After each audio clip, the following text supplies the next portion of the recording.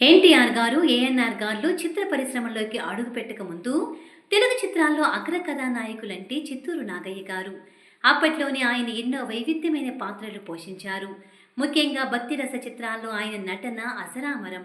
గృహలక్ష్మి, వందే మాతరం, భక్తపోతన, త్యాగయ్య, యోగి వేమన చిత్రాల్లో నటించి మెప్పించారు. ఆ తర్వాత క్యారెక్టర్ ఆర్టిస్టుగాను విభిన్న పాత్రల్లో రాణించారు. 1942లో రిలీజ్ అయిన భక్తపోతన చిత్రంలో పోతనగా నటించిన చిత్తూరు నాగయ్య గారు శ్రీరామ భక్తుడుగా మారిపోయారు.